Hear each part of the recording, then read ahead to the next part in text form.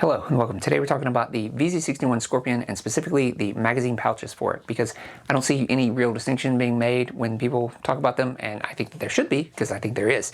So if you just Google VZ61 Skorpion magazine pouch, it's going to be this guy. This is going to be what you see, and in my opinion this is actually the Generation 2. So let's talk about what we have. So fundamentally they're all the same thing in that they accomplish the same thing. It's a 2-cell pouch for the 20 round 32 ACP magazines, and they have some form of closure as well as belt attachment. That is consistent no matter which ones we're talking about. If you talk about the early ones, which in my opinion, I think that's what this guy is, they are a little bit different. So this guy, it looks like, is dated, I think that's 63. It's a little hard to tell, but there's a distinctive difference in that it has a border here on the flap, as well as the seams are sewn on the inside. So comparing it to what I'm going to call Gen 2, this one does not have a seam on the flap.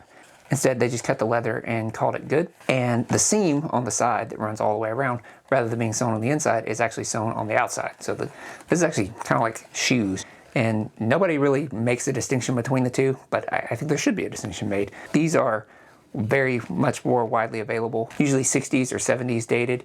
I think I've seen as late as 1977 dated. These are the main different patterns that I have seen for the specifically Czech-made leather VZ61 magazine pouches.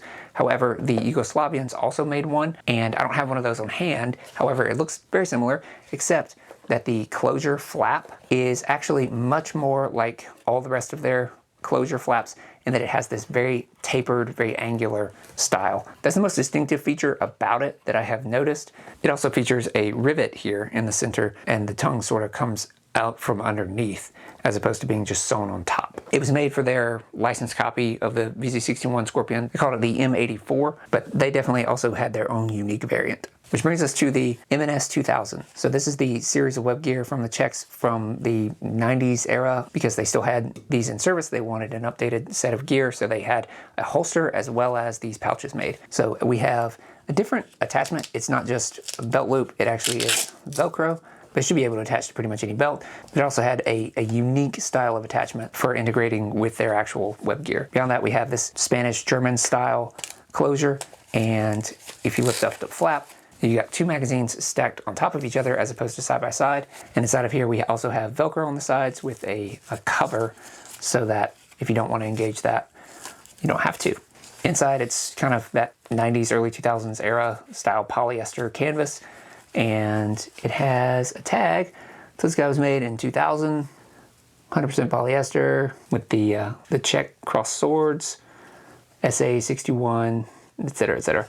I think these pouches are actually really interesting and neat. This is the M95 Czech camo version, so it's kind of a knockoff woodland with a slightly different color scheme. But they also made this in the Czech Desert camo, which I don't have an example of those on hand. I haven't seen those for sale, but then again, these weren't for sale for a long time, but they recently showed up, so hopefully we'll see some of the Desert ones available, and if so, I'll pick some up. I picked up a few of these, so you can see a little bit of the differences between the two. This one is dated 2007, so they were making these for quite a few years.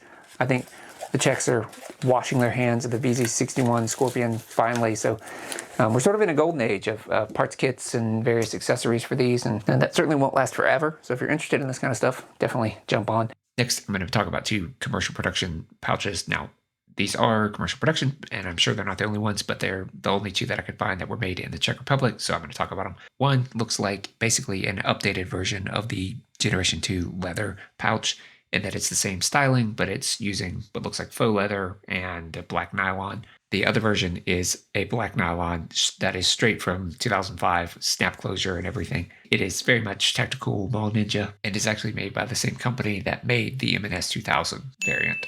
And lastly, North Koreans actually seem to really like their VZ61s. Every now and again, a North Korean spy will wash up in South Korea with one of these on their person, and it seems that they don't seem to have magazine pouches. I can't seem to find a photo of one. They may, but given that they give them bullets in what looks like a sack, I'm somewhat doubting that they're equipping their soldiers with Mali versions of pouches. So if anybody has seen a photo of a North Korean VZ61 magazine pouch, I would love to see it. So comment or send me a message. I would actually love to see that. But I'm currently not aware of any design that they have that is different or even exists at all. So anyway, that is the VZ61 magazine pouches. Let me know if you have some more information or if you have a different version that I have not seen or don't have represented. I would love to see that. It's surprisingly difficult to find good archival footage of Czech soldiers with gear for the VZ61 on to use for reference. There's a very famous picture of a Czech paratrooper with a VZ61 deployed, and you can see he's got a holster,